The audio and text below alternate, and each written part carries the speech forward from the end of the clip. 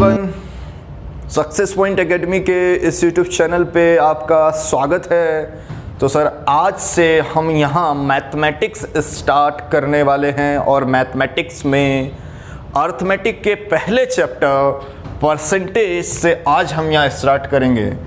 और आज के इस वीडियो लेक्चर में हम ये समझने की कोशिश करेंगे कि सर परसेंटेज क्या है, व्हाट इज परसेंटेज, परसेंटेज का यूज मैथ्स में किस तरीके से है, how to use a percentage for entire maths, और परसेंटेज की एप्लीकेशंस किस तरीके से चैप्टर में यूज होनी है।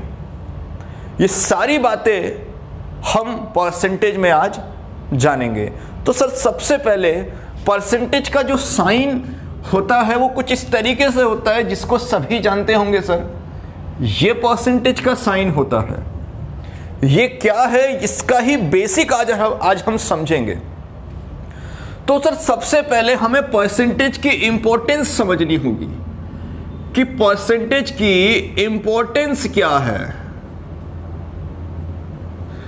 तो सर इंपॉर्टेंस क्या है, तो अगर मैं आपसे कहूं कि सर परसेंटेज पूरे अर्थमेटिक की जान होती है, सर परसेंटेज पूरे अर्थमेटिक की जान होती है, या मैं कहूं कि पूरी मैथ्स में सबसे ज्यादा यूज होने वाला टॉपिक परसेंटेज होता है। सर मींस अगर मुझे परसेंटेज का नॉलेज नहीं है तो सर मैं अर्थमेटिक के कोई भी चैप्टर पे कमांड नहीं कर सकता।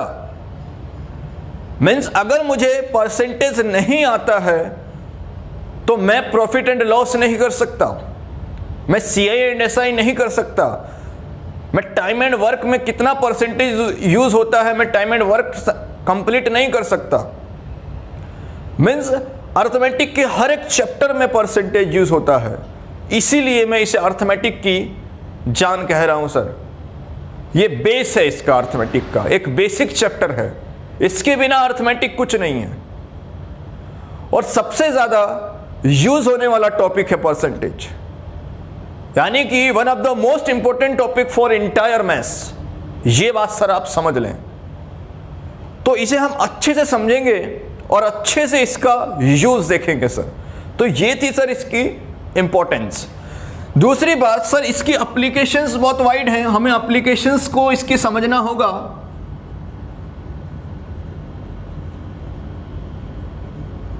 इसकी एप्लीकेशंस बहुत ज्यादा है, उन चीजों को भी धीरे धीरे आगे समझेंगे।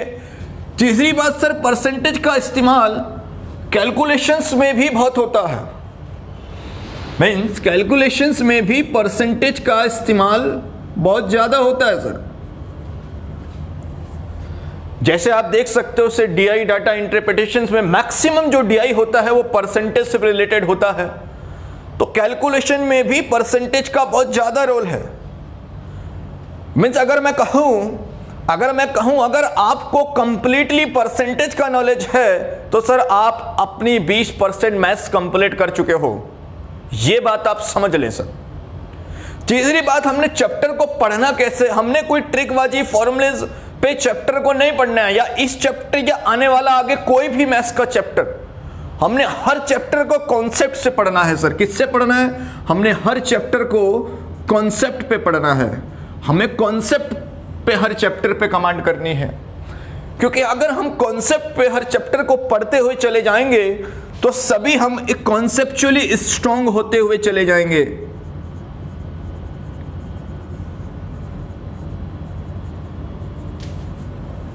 तभी हम कॉन्सेप्चुअली स्ट्रांग होते हुए चले जाएंगे। तो सर अर्थमेटिक में या मैं कोई भी एग्जाम जहां मैथ्स आती हो तो सर मैक्सिमम क्वेश्चंस आप तभी कर पाओगे जब आप कॉन्सेप्चुअली स्ट्रांग होंगे, और वो तभी होंगे जब हम कॉन्सेप्ट पे बात करेंगे। सर तो परसेंटेज ही नहीं सर, आगे आने वाला हर एक चैप्टर हमें कॉन्सेप्ट पे पढ़ते हुए चलना है, तभी हमारा जो माइंड है वो कॉन्सेप्चुअली स्ट्रांग होगा और हम कॉन्सेप्चुअली सोच पाएंगे। तो सर आगे बढ़ते हैं इसी के साथ। तो सर ये बात आप समझ चुके होंगे कितना इंपॉर्टेंट चैप्टर है, ये मैं बात बता चुका हूं, तो बिल्कुल भी अवॉइड नहीं करिएगा सर, मेरी हर एक बात को समझिएगा, हर एक छोटी सी छोटी बात का मतलब होगा। हर एक छोटी से छोटी बात का मतलब होगा और धीरे धीरे हर एक चीज को समझते हुए चले जाइएगा सर। इसकी एप्लीकेशंस, कैलकुलेशंस, इंपॉर्टेंस, मैंने सब चीज आपके सामने डिस्कस किया। बिल्कुल भी मजाक में मत लीजिएगा सर चैप्टर को। तो चल चलिए सर आगे बात करते हैं।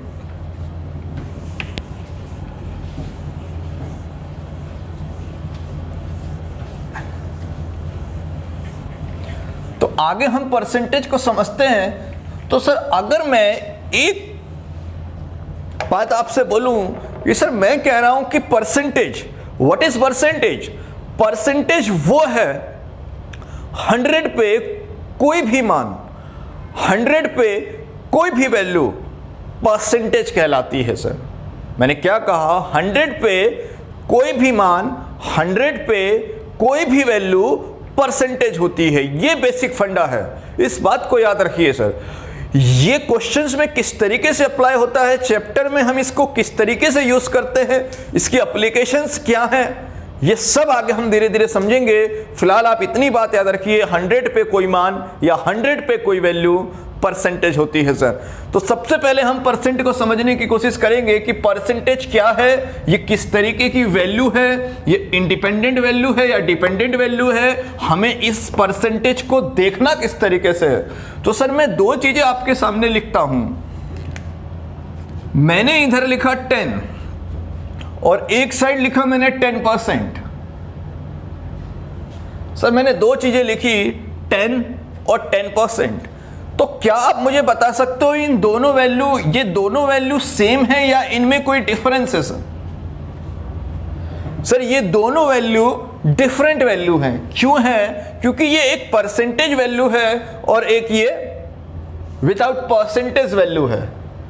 मीन्स मैं कह रहा हूं 10, भाई 10 तो 10 है ना सर, इसीलिए 10 एक एब्सोल्यूट वैल्यू है, ये किसी पे डिपेंड नहीं है सर। मैं कह रहा हूं 10, 20, 30, 40, 50, 60, 70, मैं कुछ भी कह रहा हूं, मैं एक नंबर बोल रहा हूं सर। तो कोई नंबर अपने आप में ही नंबर है, भाई 10 अपने आप में 10 है, इसीलिए 10 अपने आप में एक एब्सोल्यूट वैल्यू है सर।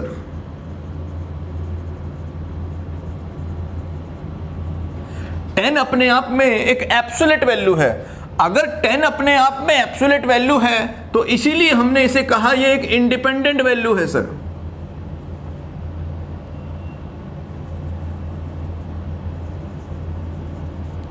ये एक इंडिपेंडेंट वैल्यू है सर। मेरी बात को समझिए, भाई मैं कह रहा हूं 10, भाई 10 अपने आप में 10 है। मैं कह रहा हूं 20 अपने आप में 20 है। मैं कह रहा हूं मेरे पास 10 ऑरेंज है, तो भाई 10 ऑरेंज अपने आप में 10 ऑरेंज है। मैं कह रहा हूं 10 रुपीज है, भाई 10 रुपीज अपने आप में 10 रुपीज है। मैं कह रहा हूं इस टाउन की पॉपुलेशन 3000 है, तो सर 3000 है। मेरी बात को समझिए। तो सर ये जितनी भी वैल्यू, जो वैल्यू लिखी गई है और वो अपने आप में वही होती है, तो सर वही वैल्यू एब्सोल्यूट वैल्यू होती है, हमें रियल वैल्यू कहे, यानी कि एक इंडिपेंडेंट वैल्यू होती है। वो वैल्यू किसी पे डिपेंड नहीं होती है सर, ये बात आप समझिए। मीन्स वहीं अगर मैं 10% की बात करूं तो 10% का मतलब 10 नहीं होता है सर। ये 10% कुछ और है, इस बात को समझिए। 10% का मतलब 10 नहीं होता, ये 10% कुछ और है। यानी कि ये 10% किसका है ये हमें पता करना होगा। मीन्स फॉर एग्जाम्पल अगर मैंने कहा 10%, सर ये 10% किसका है ये हमें मालूम करना होगा कि जो भी वो वैल्यू होगी जिसका भी ये 10% लिखा गया होगा वो वैल्यू क्या है वो मालूम करनी होगी। यानी कहने का मतलब सर ये 10% किसी न किसी वैल्यू पे डिपेंड होगा और वो वैल्यू उस परसेंट का सर बेस कहलाती है। मैं क्या कह रहा हूं कि ये 10% किसी न किसी पे डिपेंड होगा, इसलिए सर ये परसेंटेज जो वैल्यू है ये एक डिपेंडेंट वैल्यू होती है। ये एक डिपेंडेंट वैल्यू होती है और तभी हमने इसे कहा कि परसेंटेज एक अनएब्सोल्यूट वैल्यू होती है सर। एक अनएब्सोल्यूट वैल्यू होती है, यानी कहने का मतलब जो वैल्यू जो दिखती है पर वो होती नहीं है, जो वैल्यू जो दिखती है वो होती नहीं है, वही वैल्यू अनएब्सोल्यूट वैल्यू कहलाती हैं, यानी कि अनरियल वैल्यू कहलाती हैं। क्यों कहलाती हैं? क्योंकि वो वैल्यू किसी पे डिपेंड होती है। वो कोई भी वैल्यू हो सकती है जिस पे डिपेंड हो, ये बात समझिए। और जो किसी पे डिपेंड नहीं हो, इंडिपेंडेंट वैल्यू हो, मींस जो वैल्यू है वो अपने आप में वही है, जो वैल्यू है वो अपने आप में वही है, तो वो इंडिपेंडेंट वैल्यू होती है, यानी कि मैं उसे कहूं वो एक एब्सोल्यूट वैल्यू होती है सर। वहीं जब परसेंट लग गया तो वो परसेंट किसका है? किसी न किसी का तो वो परसेंटेज होगा। ये 10% कितना है हम नहीं जानते सर, हमें पता करना होगा ये किसका 10% है। ये बात समझिए, इसीलिए हमने कहा ये एक डिपेंडेंट वैल्यू है, यानी कि अनएब्सोल्यूट वैल्यू है सर। तो उम्मीद है कि आप इस छोटी सी बात को समझे होंगे कि एब्सोल्यूट वैल्यू किस तरीके की होती है और अनएब्सोल्यूट वैल्यू किस तरीके की होती है। यानी कि जो भी डिपेंडेंट वैल्यू होगी किसी न किसी पे, वो अनएब्सोल्यूट वैल्यू होगी, और जो इंडिपेंडेंट वैल्यू होगी वो एब्सोल्यूट वैल्यू का काम करेगी। एक एग्जांपल से मैं और चीजों को समझाने की कोशिश करता हूं सर। देखिए,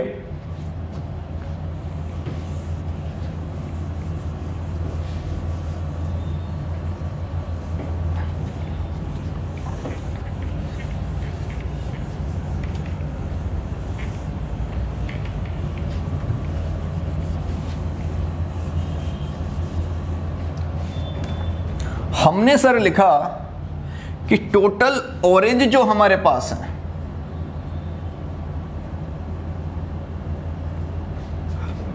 टोटल ऑरेंज जो हमारे पास है सर वो 200 है। 200 हमारे पास टोटल ऑरेंज है सर। अब मैं कहता हूं इधर राम है और इधर मोहन है। मैं कहता हूं सर इस टोटल ऑरेंज में से राम के पास जो ऑरेंज है सर वो है 50 ऑरेंज है सर। इस टोटल ऑरेंज में से राम के पास जो ऑरेंज है वो 50 ऑरेंज है, और मोहन के पास जो ऑरेंज हैं वो 30% ऑरेंज है। मेरी बात को समझिए सर, हमने कहा टोटल ऑरेंज कितने हमारे पास 200, और राम के पास जो ऑरेंज है वो 50 ऑरेंज है, और जो मोहन के पास है वो 30% ऑरेंज है। तो आप मुझे एक बात बताइए, मैंने लिखा राम के पास 50 ऑरेंज है, यार 50 ऑरेंज का मतलब 50 ऑरेंज मीन्स इंडिपेंडेंट वैल्यू है यार, बोलो हाँ या ना। यार राम के पास अगर 50 ऑरेंज है, टोटल ऑरेंज हमारे पास 200 थे, और 200 में से राम के पास 50 ऑरेंज है, तो सर 50 ऑरेंज का मतलब 50, यानी कि एक एब्सोल्यूट वैल्यू है सर, रियल वैल्यू है, जो रियलिटी है वही है, किसी पे डिपेंड नहीं है, इंडिपेंडेंट है। तो सर इसीलिए ये जो 50 ऑरेंज है ये एक एब्सोल्यूट वैल्यू है सर, ये एक एब्सोल्यूट वैल्यू है। उम्मीद है कि आप इस एग्जांपल से समझ जाएंगे। दूसरी बात, मैंने लिखा मोहन के पास 30% है सर, मैंने यहां यूज किया परसेंट का। मैंने कहा मोहन के पास 30% ऑरेंजेस है, तो मैंने यूज किया। अब बात आई सर परसेंट की। आप देखिए सर ये 30% का मतलब क्या 30 है? मैं कह रहा हूं 30% ऑरेंज उसके पास है, तो क्या 30% का मतलब 30 है? नहीं सर, 30% क्या है हम तब तक नहीं जान पाएंगे जब तक हमें यह मालूम नहीं है कि वो 30% किसका है, यानी कि वो बेस क्या है, वो बेस क्या है जिसका वो 30% है सर। मींस परसेंटेज जब भी आप देखो तो सबसे पहले सर बेस नोटिस करो कि वो परसेंट अगर है तो किसका है, उसे ढूंढने की कोशिश करो। तो सर 30% हम नहीं जानते भी क्या होता है, हम तब जान पाएंगे अगर हमें बेस पता हो। तो मैं कहूंगा सर टोटल ऑरेंज 200 थे, तो यानी कि मोहन के पास इस टोटल ऑरेंज का 30% ऑरेंज है। सर टोटल ऑरेंज 200 है, तो 2 ऑरेंज का 30% कितना होगा? हम कहेंगे सर 60 ऑरेंज। मींस मोहन के पास कितने ऑरेंज हैं सर? मोहन के पास 60 ऑरेंज हैं। तो सर इस बात से मैं आपको सिर्फ यही समझाना चाह रहा हूं कि आप ये डिफाइन कर पाए कि किस तरीके की वैल्यू एब्सोल्यूट वैल्यू है और किस तरीके की वैल्यू अनएब्सोल्यूट वैल्यू है। तो आप देखिए सर 30% डिपेंड था, 30% डिपेंड था किस पे सर, 200 पे, यानी कि वो बेस, वो टोटल वैल्यू जिसका वो परसेंटेज है, यानी कि इसलिए ये जो मोहन के 30% है ये डिपेंड वैल्यू है सर, और जो ये राम के जो 50 ऑरेंज थे सर ये इंडिपेंडेंट वैल्यू है।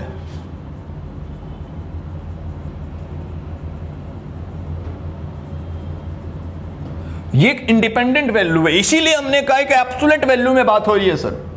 या मोहन 30% डिपेंड वैल्यू है सर, किस पे 30%, 200 का 30% यानी कि 60 ऑरेंज, एक अनएब्सोल्यूट वैल्यू में बात हो रही है सर।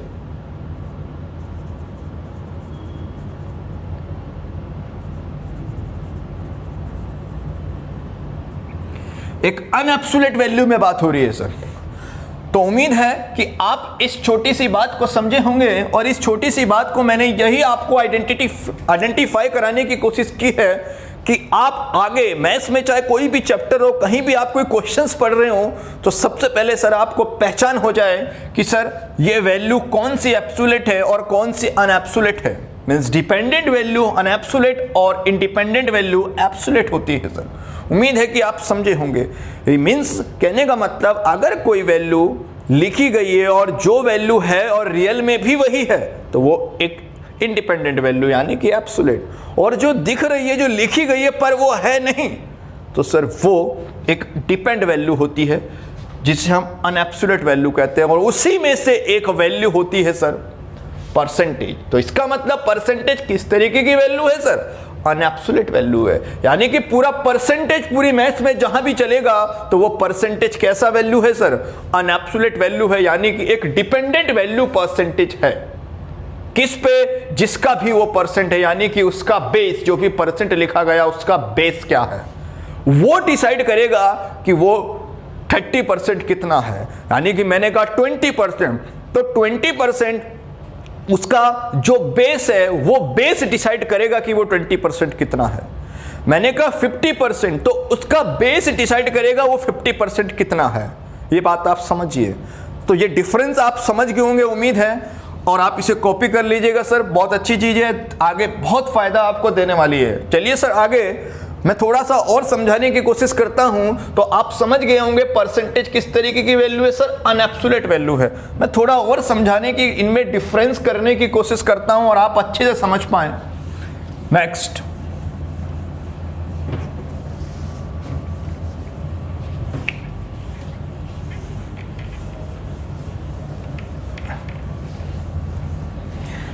सर जिस तरीके से मैं लिखूं, अगर मैं लिखूं अनुज और अमित, सर मैंने दो नाम लिखे अनुज और अमित। मैंने कहा सर इनके पास जो मैंगो है, मैं कहता हूं, या मैं कहूं इनकी जो सैलरी का रेशियो है, मैंने कहता हूं इनकी सैलरी का रेशियो 2:3 है। मैं कहता हूं अनुज और अमित की जो सैलरी का रेशियो है वो 2:3 है। तो सर इसका मतलब आप क्या समझते हो, क्या अनुज की सैलरी 2 रुपए, क्या अमित की सैलरी 3 रुपए? नहीं सर। सर रेशियो भी जब लिखा जाता है, रेशियो जब दिखाया जाता है तो रेशियो भी एक अनएब्सोल्यूट वैल्यू होती है सर, वो रियलिटी नहीं है, ये बात आप समझिए। या जब भी कोई चीज मैं परसेंट में लिखता हूं तो वो रियलिटी नहीं है, वो रियलिटी तब होगी वो किस बेस का परसेंटेज है, वो बेस है हमें मालूम होना चाहिए। मीन्स वही मैं कह रहा हूं कि इनकी टोटल सैलरी क्या है, या तो हमें यह पता हो, तो या अनुज की टोटल सैलरी क्या है या तो यह पता हो, या हमें अमित की टोटल सैलरी क्या हो ये पता है। मीन्स अगर मैं यहां अनुज और अमित की सैलरी बताना चाहूं तो हम किस तरीके से बता सकते हैं, मेरी बात समझिए। अभी ये अनएब्सोल्यूट वैल्यू यानी कि डिपेंडेंट वैल्यू है, हम ये नहीं कह सकते कि अनुज को 2 रुपए मिले और अमित को 3, नहीं सर रेशियो है। तो सर रेशियो भी अनएब्सोल्यूट वैल्यू होता है, समझिए। मीन्स जो चीज लिखा गया है एक्चुअल में वो नहीं होता, वो वैल्यू कुछ और होती है, वही वैल्यू सर अनएब्सोल्यूट वैल्यू होती है, जिस तरीके से रेशियो। तो यानी कि अगर मैं इनकी सैलरी बताऊं तो सर मैं तीन ही तरीके से बता सकता हूं, या तो मुझे दोनों की टोटल सैलरी पता हो, या मुझे अनुज की टोटल सैलरी पता हो, या मुझे अमित की टोटल सैलरी पता हो, तभी मैं इनकी एक्चुअल सैलरी में डिफाइन कर सकता हूं। यानी कि डिपेंड है किसी न किसी पे, यानी कि या तो वो डिपेंड होगी अनुज की सैलरी पे, या डिपेंड होगा अमित की सैलरी पे, या डिपेंड होगा टोटल सैलरी पे। ये सर रेशियो है, तीन तरीके से मैं बता सकता हूं। तो यानी कि रेशियो भी सर एक डिपेंडेंट वैल्यू होती है। डिपेंडेंट वैल्यू यानी कि अनएब्सोल्यूट वैल्यू होती है, इस बात को समझिए। तो उम्मीद है कि आप एब्सोल्यूट वैल्यू और अनएब्सोल्यूट वैल्यू को समझ पाए होंगे। सिंपल सा फंडा है सर कि जो चीज है अगर वही रियलिटी है तो वो एक एब्सोल्यूट वैल्यू होती है, इंडिपेंडेंट वैल्यू होती है, और जो चीज है, जो चीज लिखी है और वो नहीं है, वो किसी पे डिपेंड है, वो किसी न किसी पे डिपेंड है, तो सर वो एक अनएब्सोल्यूट वैल्यू होती है। बात आप समझ लें, इससे यह आगे बहुत फायदेमंद देने वाला है आपको। तो चलिए सर आगे बात करते हैं। तो मैंने अभी आपसे कहा कि परसेंटेज, आप समझ गए होंगे कि परसेंटेज एक अनएब्सोल्यूट वैल्यू है, ये बात आप समझ गए। यानी कि जो डिपेंडेंट वैल्यू होगी, जो डिपेंड करेगी सर अपने बेस पे, जो डिपेंड होगी अपने बेस पे, यानी मीन्स जो भी परसेंटेज लिखा गया है उसका बेस क्या है, वो बेस डिसाइड करेगा कि वो 20% कितना है, 30% कितना है, वो बेस डिसाइड करेगा। इसलिए डिपेंडेंट, वो बेस क्या है सर, वो बेस कुछ भी हो सकता है, वो बेस कुछ भी हो सकता है, ये बात आप समझ लें। ठीक है सर, तो आगे और समझने की कोशिश करते हैं। देखिए सर, अगर मैंने इधर लिखा 10% और इक्वल टू इधर भी लिखा मैंने 10%, तो सर क्या आप मुझे बता पाएंगे कि क्या ये 10% इक्वल टू 10% कभी इक्वल हो सकता है सर? आप समझाएं, आप बताएं, ध्यान से देखिए। मैं कह रहा हूं क्या 10% इक्वल टू 10% कभी हो सकता है? बिल्कुल हो सकता है सर, लेकिन इसके लिए कंडीशंस है कि सर 10% इक्वल टू 10% इक्वल सिर्फ एक ही कंडीशंस पे हो सकता है, जब बेस इक्वल हो। ये बात आप समझिए। मैं कह रहा हूं 10% इक्वल टू 10% तभी हो सकता है जब उन दोनों परसेंटेज वैल्यू का बेस इक्वल हो। मेरी बात समझ पा रहे नहीं पा रहे? अगर इन दोनों परसेंटेज वैल्यू का बेस डिफरेंट है, बेस अलग अलग है, तो सर कभी भी 10% इक्वल टू 10% नहीं हो सकता। ये बात आप समझ लें। क्यों? क्योंकि परसेंटेज एक अनएब्सोल्यूट वैल्यू है, जो कि ये भी वैल्यू डिपेंडेंट है, ये भी वैल्यू डिपेंड है। ये 10% अपने बेस, कोई भी बेस होगा उस वैल्यू पे डिपेंड है। इस 10% इसका भी कोई बेस होगा, बशर्ते अगर वो बेस इक्वल हुआ तो ये दोनों वैल्यू बराबर हो सकती हैं, अन्यथा ये दोनों वैल्यू कभी भी बराबर नहीं होंगी अगर इनका बेस इक्वल नहीं है। उम्मीद है आप समझ पा रहे होंगे। फोकस सर बेस, ध्यान रखिए इस बात को। नेक्स्ट, अगर मैं आपसे कहूं, कॉपी कर लीजिएगा सर, अगर मैं आपसे कहूं, इसी बात अगर मैं आपसे कहने की कोशिश करूं कि सर 20% इक्वल टू 70%, तो मैं अगर आपसे क्वेश्चंस पूछूं कि सर 20% इक्वल टू कभी 70% क्या हो सकता है? आप बताएं, क्या 20% 70% के बराबर कभी हो सकता है? तो सर अगर दोनों, देखिए 70% एक अनएब्सोल्यूट वैल्यू है सर, डिपेंडेंट वैल्यू है सर, किसी ने 20% किसी ने किसी का होगा, 70% क्या है मुझे नहीं पता जब तक बेस ना पता हो। तो 20% भी कितना है हमें नहीं पता, वो डिसाइड करेगा सर बेस। ये 70% क्या है वो बेस डिसाइड करेगा, 20% क्या है उसका बेस डिसाइड करेगा, पर अभी हमें बेस पता ही नहीं है। तो यानी कहने का मतलब, क्या कभी ये बराबर हो सकते हैं? बिल्कुल हो सकते हैं सर। ये एक ही कंडीशंस पे बराबर हो सकते हैं जब इनका बेस डिफरेंट हो। ये एक ही कंडीशंस पे बराबर हो सकते हैं जब इनका बेस डिफरेंट हो, अन्यथा ये बराबर नहीं हो सकते। ये बात आप समझें सर। मैं कहना क्या चाह रहा हूं कि क्या 20% इक्वल टू 70% कभी हो सकता है?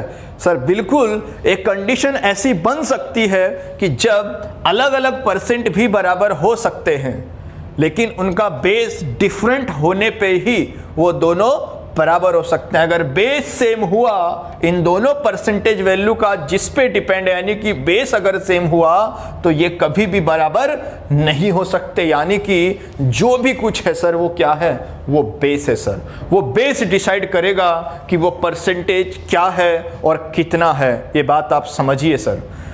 नेक्स्ट, अगर हम आगे और चीजों को समझने की कोशिश करें तो सर ये उम्मीद है कि आप ये बात को समझे होंगे।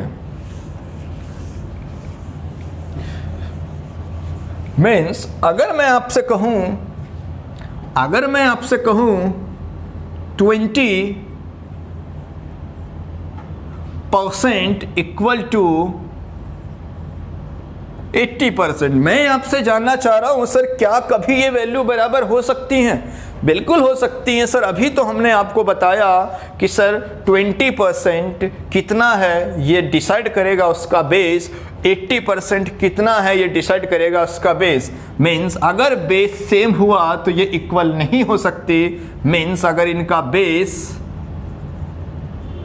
डिफरेंट हुआ तो ही सर ये बराबर हो सकती हैं। उम्मीद है कि ये बात आप समझे होंगे, थोड़ा परसेंटेज को समझे होंगे। और आगे अगर मैं एक एग्जांपल से और आपको समझाऊं, अगर मैं कॉपी कर लीजिएगा, अगर मैं एक चीज और लिखता हूं सर, यहाँ पे मैंने एक साइड लिखा,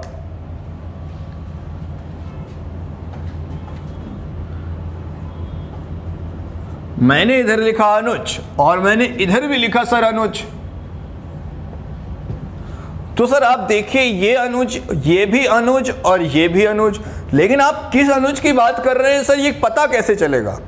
मीन्स मैं कह रहा हूं सर मेरे सामने दो अनुज हैं, ये अनुज और मैं एक अनुज का नाम ले रहा हूं सर, ठीक है सर। लेकिन आप क्या समझ रहे हो सर? आप समझ रहे हो क्या मैं ही हूं? नहीं सर, जरूरी नहीं है।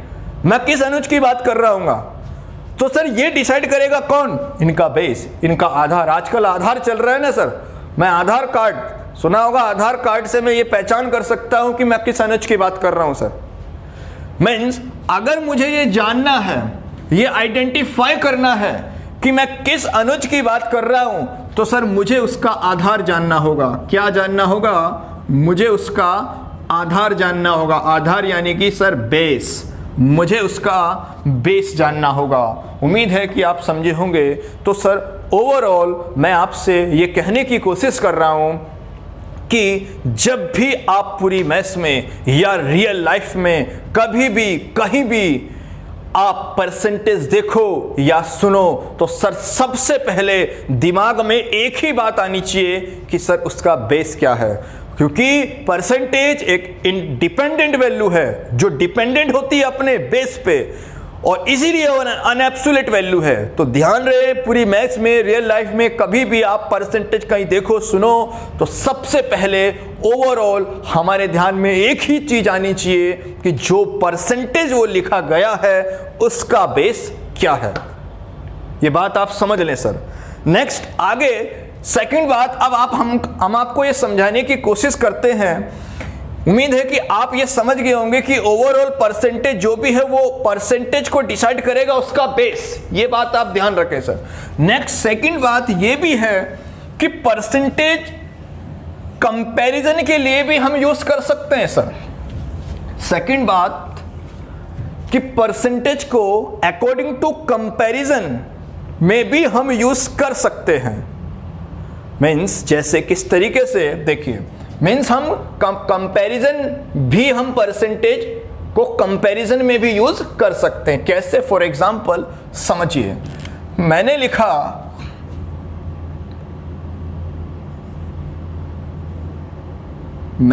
इधर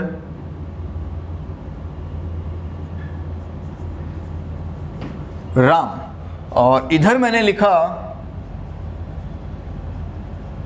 रमेश। समझिए, मैंने इधर लिखा राम और इधर लिखा रमेश। मैं एक दूसरी बात क्या बताना चाह रहा हूं कि परसेंटेज को अकॉर्डिंग टू कंपैरिजन भी हम यूज कर सकते हैं। कैसे? समझिए, भाई राम है और इधर रमेश है। भाई मैं कह रहा हूं कि 20 मार्क्स मिले हैं 200 में से राम को। भाई 20 मार्क्स मिले हैं 200 में से राम को, और रमेश को जो मार्क्स मिला है वो 40 मार्क्स रमेश को मिला है, पर कहां से? 400 से। आप बात को समझिए कि मैं कह रहा हूं राम को 200 मार्क्स मिला है, 20 मार्क्स मिला है 200 से, और रमेश को 40 मार्क्स मिला है 400 से। मेरी बात को समझिए। तो सर मैं ये कैसे डिसाइड करूंगा कि किसे ज़्यादा मिला है और किसे कम मिला है? मीन्स कंपैरिजन के अकॉर्डिंग। देखिए मैं कैसे डिसाइड करूंगा? तो सर मैं एक ही कंडीशन पे डिसाइड कर सकता हूं कि ज़्यादा किसे मिला है। मीन्स अगर मैं इन दोनों की परसेंटेज वैल्यू, मीन्स इन दोनों के मार्क्स को अगर मैं परसेंट में बदल पाया तो मैं उस समय ये कंपेयर कर सकता हूं कि किसे ज़्यादा मिला है और किसे कम मिला है, बशर्ते जो प्लेटफॉर्म हो वो सेम हो। जो सेम प्लेटफॉर्म पे मैं ये जज कर सकता हूं कि किसे ज़्यादा या किसे कम मिला हो। सर सेम प्लेटफॉर्म यानी कि अगर मैं देखूं तो ये कितना परसेंट है सर? ये हो जाएगा सर आपका 10%। कितना है? 10%। अगर मैं इस चीज को देखूं तो ये भी कितना हो जाएगा सर? 10% हो जाएगा। मीन्स कहने का मतलब ये भी 10%, ये भी 10%, यानी कि परसेंट के अकॉर्डिंग मैं ये कंपेयर कर पाया, यानी कि परसेंटेज के अकॉर्डिंग मैं ये कंपेयर कर पाया कि सर रमेश और राम को जो मार्क्स मिले हैं सर वो इक्वल मार्क्स मिले हैं। सर क्या मार्क्स मिले हैं सर? इक्वल मार्क्स मिले हैं। कहने का मतलब इसे भी 10% और इसे भी 10%। लेकिन मैं ये तभी बता पाया जब मैं उसे सेम प्लेटफॉर्म पे कन्वर्ट कर पाया। ये बात आप समझिए, सेम प्लेटफॉर्म यानी कि परसेंट। इसीलिए मैं कह रहा हूं कि परसेंटेज को हम कंपैरिजन में भी यूज कर सकते हैं। हम परसेंटेज को कंपैरिजन में भी हम बता सकते हैं कि कौन ज्यादा है और कौन कम है। उम्मीद है ये बात आप समझ रहे होंगे। नेक्स्ट एक एग्जांपल से मैं समझने की आपको कोशिश करता हूं। तो मान लीजिए अगर इसे थोड़ा, ये मार्क्स जो हैं ये 500 में से मिले होते। नेक्स्ट क्वेश्चन, अगर ये मार्क्स इसे 500 में से मिले होते तो सर मैं इसकी परसेंटेज वैल्यू 10%, इसकी परसेंटेज वैल्यू क्या हो जाती? ये हो जाती इसकी परसेंटेज वैल्यू 0.4/50।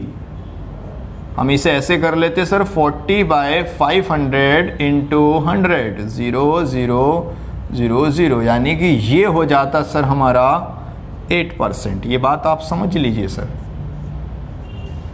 कितना हो जाता? 8%। देखिए इस चीज से नहीं घबराइए, अभी ये हम आगे सारी एप्लीकेशन समझेंगे कि क्या मल्टीप्लाई, कब मल्टीप्लाई बाय 100 करना है, कब डिवाइड बाय 100 करना है, सारा प्रोसेस सर आगे हर एक बात समझाएंगे।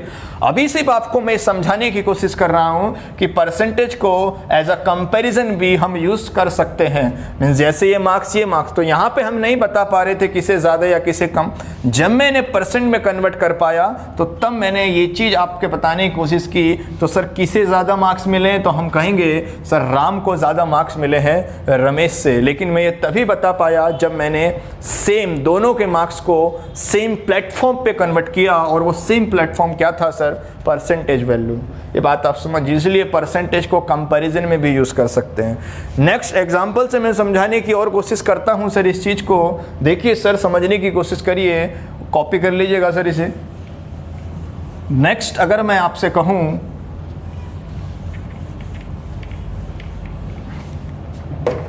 नेक्स्ट अगर मैं आपको 2 बैट्समैन का स्ट्राइक रेट अगर मैं देता हूं, ध्यान से समझिए सर, 2 बैट्समैन ये स्ट्राइक रेट है सर।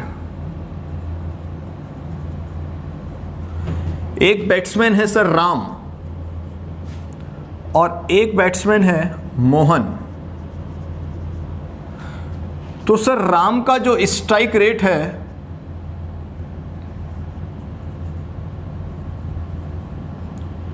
72.88% है। सर मोहन का जो स्ट्राइक रेट है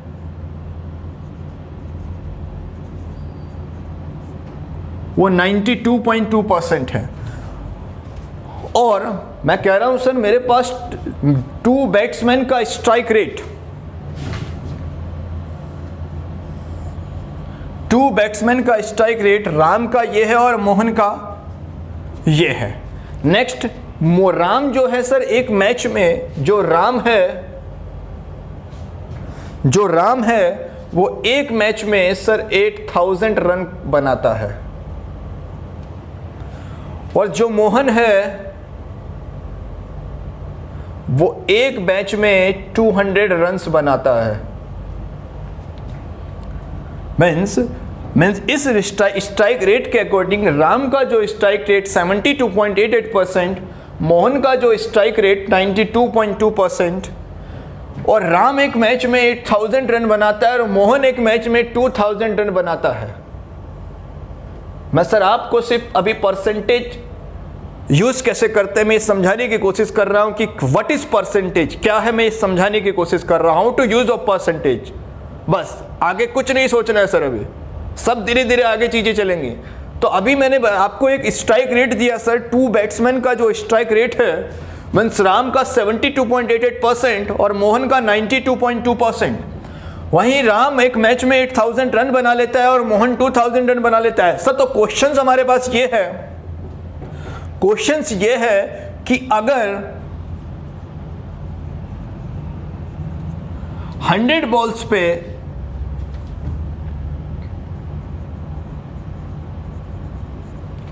150 रन्स हमें बनाने हो तो सर क्वेश्चंस ये है कि 100 बॉल्स पे अगर 150 रन्स हमें बनाने हो तो सर कौन फास्ट बना पाएगा। तो ध्यान दीजिए हम कहां देखेंगे भाई, 100 बॉल्स पे अगर 150 रन्स बनाने हो तो कौन फास्ट बना पाएगा। आप देखोगे सर राम 8000 रन बनाता है और मोहन 2000 रन बनाता है, तो आप कैस कर लोगे कि सर राम अगर 8000 रन बनाता है तो राम जल्दी बनाएगा। नहीं सर, ये बिल्कुल गलत है, ये बात आप समझिए सर मेरी बात को। या आप कहेंगे आप कहेंगे कि मोहन लेट बनाएगा, राम जल्दी बनाएगा, ऐसा कुछ नहीं सर। आप यहां देख के ध्यान रखिए, आप यहां देख के डिसाइड नहीं कर सकते कि 100 बॉल्स पे 150 रन्स कौन फास्ट बनाएगा, यहां देख के डिसाइड नहीं कर सकते सर। ये सिर्फ एक मैच की बात है कि एक मैच में राम ने इतने बनाया, मोहन ने इतने बनाए। लेकिन अगर क्वेश्चन ये है कि 100 बॉल्स पे अगर 150 रन्स हमें चाहिए होंगे तो सर कौन जल्दी बना पाएगा, राम या मोहन। नहीं सर, ये डिसाइड नहीं कर सकता सर, वो डिसाइड करेगा उनका स्ट्राइक रेट, सर वो डिसाइड करेगा उनका स्ट्राइक रेट। तो सर स्ट्राइक रेट किस में लिखा है, परसेंट में लिखा है। अगर स्ट्राइक रेट परसेंट में लिखा है तो और सेम प्लेटफॉर्म है, देखिए सर दोनों का जो स्ट्राइक रेट है वो परसेंट में, यानी कि परसेंट वैल्यू है, सेम प्लेटफॉर्म है। तो सेम प्लेटफॉर्म है तो मैं दोनों वैल्यू में कंपेयर करके देख सकता हूं कि 100 बॉल्स में 150 रन्स कौन जल्दी बनाएगा। तो सर जिसका स्ट्राइक रेट ज्यादा होगा मींस पर सेम प्लेटफॉर्म है, किसका ज्यादा है सर, मोहन का। यानी कि मोहन 100 बॉल्स में 150 रन्स राम से जल्दी बना पाएगा। यानी कि यहां इस बात का कोई मतलब नहीं था सर, यानी कि हमने कंपैरिजन स्ट्राइक रेट से किया तब बता पाए कौन फास्ट बनाएगा। वहीं अगर मैं कहूं कि मुझे 10 बॉल्स पे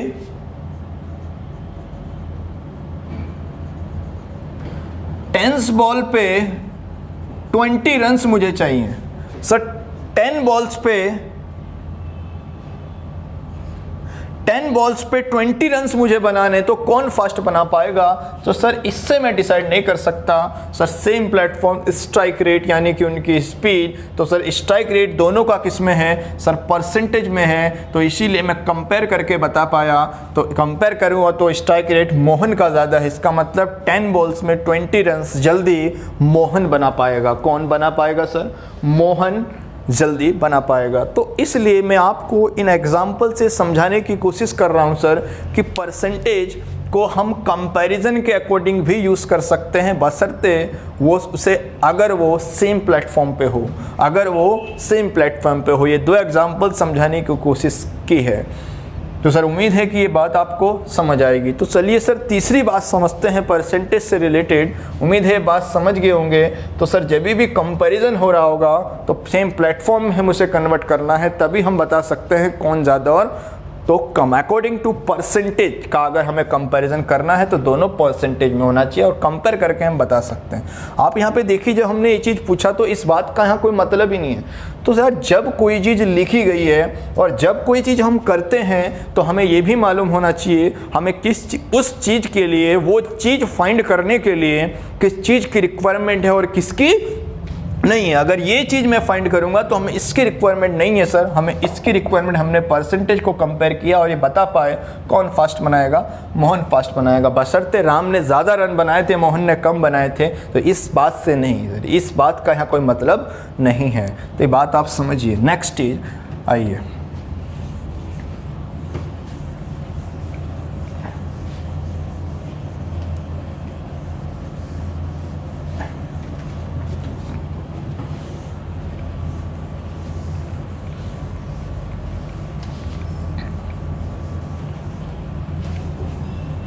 चलिए सर आगे और बात करते हैं। अभी हमने आपसे स्टार्टिंग में बात कही कि सर 100 पे यानी कि परसेंटेज क्या है सर आउट ऑफ 100।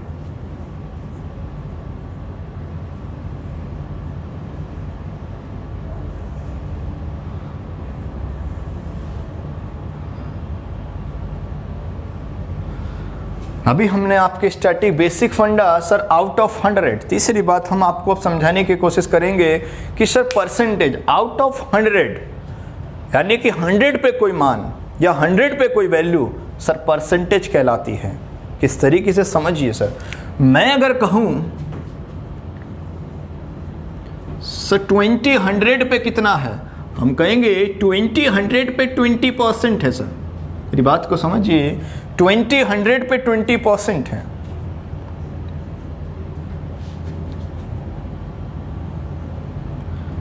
टेन 200 पे कितना है, मैं कह रहा हूं 10 200 पे कितना है।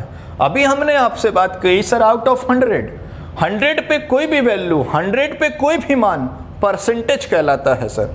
तो मैंने कहा 20 100 पे 20% है, तो 10 200 पे कितना होगा। मैं कहूँगा सर 100 की रिस्पेक्ट में जो 200 है वो कितना होगा, हम कैसे देख लें। तो हम कहेंगे सर ये जो 200 यूनिट होगा वो 200 यूनिट होगा वो 100 के बराबर होगा, क्योंकि हमें हर एक बेस को यानी कि जिस पे भी हम परसेंट बता रहे हैं या जो भी उसका बेस है, जिस बेस पे भी हम परसेंट कन्वर्ट कर रहे हैं उसे 100 की रिस्पेक्ट में देखना है सर। मीन्स 200 यूनिट 100 के बराबर, तो सर 1 यूनिट किसके बराबर हो जाएगा, हम कहेंगे 1/2 के बराबर हो जाएगा। अगर 1 यूनिट 1/2 के बराबर हो जाएगा तो आप बताएं कि 100 के रिस्पेक्ट में जो 200 यूनिट था वो 100 के बराबर, तो 1 यूनिट 1/2 के बराबर, तो 10 यूनिट किसके बराबर हो जाएगा सर, हम कहेंगे 10 यूनिट 5% के बराबर हो जाएगा। यानी कि 10 200 का कितना होगा, 5% होगा। उम्मीद है आप थोड़ी सी, मैं इतनी सी बात आप समझाने की कोशिश कर रहा हूँ कि आउट ऑफ 100 अगर हम किसी भी वैल्यू को देखें तो सर वो परसेंटेज में कन्वर्ट हो जाती है, उसे परसेंटेज कहते हैं। ठीक है सर। नेक्स्ट अगर मैं आपसे कहूँ और एग्जाम्पल से समझाने की कोशिश करूं, सर आज बेसिक है, सिर्फ इंट्रोडक्शन है। मैं अभी सब बताऊंगा इसकी एप्लीकेशंस कि कब मल्टीप्लाई बाय 100 करते हैं, कब डिवाइड बाय 100 करते हैं, कैसे फ्रैक्शन से परसेंटेज कन्वर्ट होता है, कैसे परसेंटेज से फ्रैक्शन कन्वर्ट होता है, फटाफट कैसे होते हैं, हम डायरेक्टली कैसे कर लें, सारी चीज़ें आगे होने वाली हैं। सिर्फ आज हम सिर्फ यही समझाने की कोशिश कर रहे हैं कि what is percentage, how to use of percentage, क्या है परसेंटेज की इंपॉर्टेंस क्या है। आज के इस लेक्चर में यही आपको समझना है, तभी आगे बात समझ में आएगी सर। नेक्स्ट अगर हम और एग्जांपल से इस बात को देखें, अगर हम आपसे कहें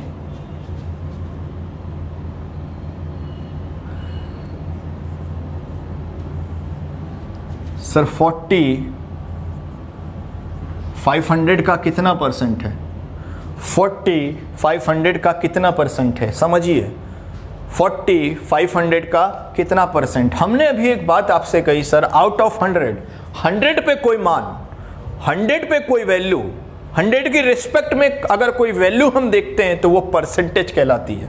तो सर मैं कहूँगा 500 का कितना परसेंटेज होगा, तो मैं कहूँगा सर ये जो 500 को अगर मैं 100 पे देखूँ तो ध्यान रखिए इस 500 को अगर मैं 100 पे देखूँ तो हम कहेंगे सर ये 500 यूनिट बराबर होगा 100 के। ध्यान रखिए इस 500 को अगर मैं 100 पे देखूँ तो 500 यूनिट बराबर होगा 100 के, तो 1 यूनिट बराबर होगा सर 1/5 के। अगर 1 यूनिट 1/5 के बराबर होगा तो मैं कहूँगा सर 500 यूनिट 100 के बराबर तो 1 यूनिट, 1/5 के बराबर तो आप समझिए सर 40 यूनिट किसके बराबर होगा, इंटू 1/5। तो हम कहेंगे सर ये किसके बराबर होगा, 8%। यानी कि जो 40 है वो 500 का कितना परसेंट है सर, 8% में है। तो सर मैं आपको सिर्फ यहाँ पे समझाने की कोशिश कर रहा हूँ कि आउट ऑफ 100 किसी का परसेंट हम कैसे देखें, आउट ऑफ 100 किसी का परसेंट हम कैसे देखें, क्योंकि परसेंट ही वही है जिसे हम आउट ऑफ 100 देख रहे हैं। 100 पे कोई मान, 100 पे कोई वैल्यू ही परसेंटेज होती है सर, ये परसेंटेज होता है। तो और एग्जाम्पल समझाता हूँ सर, देखिए और एग्जाम्पल मैं नीचे लिखता हूँ। मैंने आपसे कहा सर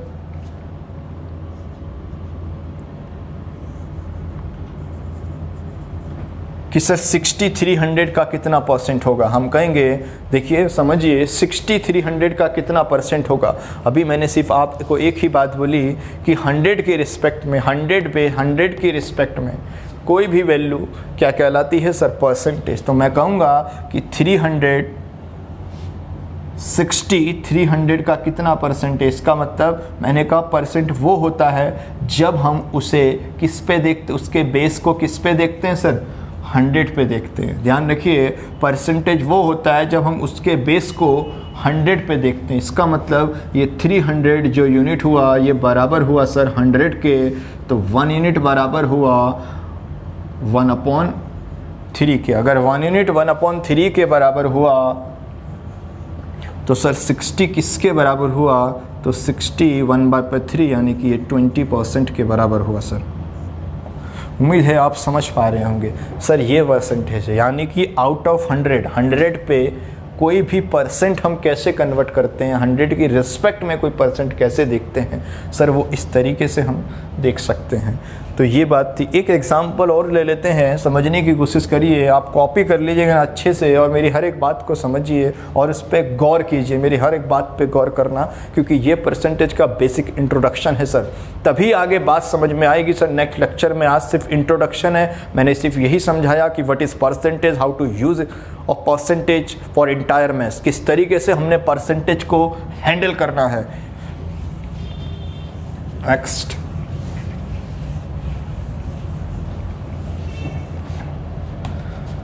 नेक्स्ट अगर मैं आपसे कहना चाहूं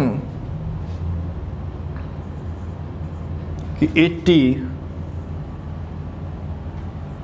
400 का कितना परसेंट होगा, मैं कहूँगा 400 का कितना परसेंट होगा, तो सर हम 100 की रिस्पेक्ट में देख रहे हैं कि 100 की रिस्पेक्ट में या 100 बेस पे कोई वैल्यू परसेंटेज कहलाती है। यानी कि जिसका भी हम परसेंटेज निकाल रहे हैं उसके बेस को किसकी रिस्पेक्ट में देखना है, 100 की रिस्पेक्ट में देखना है, तो सर वही क्या है, वही परसेंटेज है। मीन्स मैं कह रहा हूँ सर 400 का कितना परसेंट है, यानी कि सर 400 यूनिट बराबर हो किसके कर लेंगे सर, 100 के, क्योंकि हम जिसका भी परसेंट निकाल रहे हैं उसके बेस को अगर हम 100 की रिस्पेक्ट में या 100 पे के कंपैरिजन में देख रहे हैं तो सर वही क्या है, परसेंटेज है। तो 400 यूनिट 100 के बराबर, तो सर 1 यूनिट वैल्यू क्या हो जाएगी, 1/4 के बराबर। अगर 1 यूनिट 1/4 के बराबर, तो आप बताएं सर 80 किसके बराबर हो जाएगा, 1/4, यानी कि हम कहेंगे सर 20%।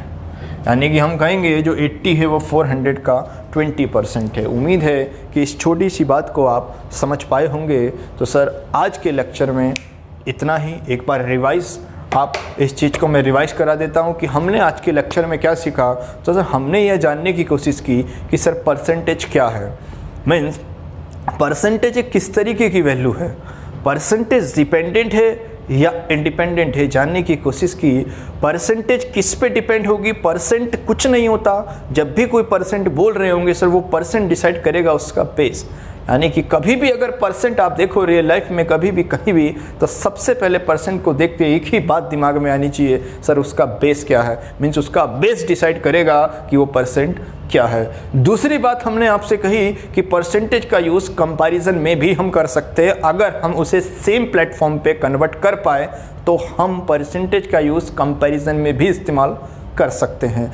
तीसरी बात हमने आपसे ये बताई कि 100 पे कोई भी वैल्यू या 100 के कंपैरिजन में कोई भी वैल्यू क्या कहलाती है, परसेंटेज कहलाती है। जो हमने आपको स्ट्रक्चर बताया कि अगर हम जिस भी वैल्यू का परसेंट बना रहे होंगे, अगर उसके बेस को 100 की रिस्पेक्ट में देखना ही परसेंटेज कहलाता है सर। ये भी हमने आपको ये चीज़ बताई। तो इन 3 चीज़ों पे आप प्रैक्टिस कीजिए, इस पूरे लेक्चर को देखिए।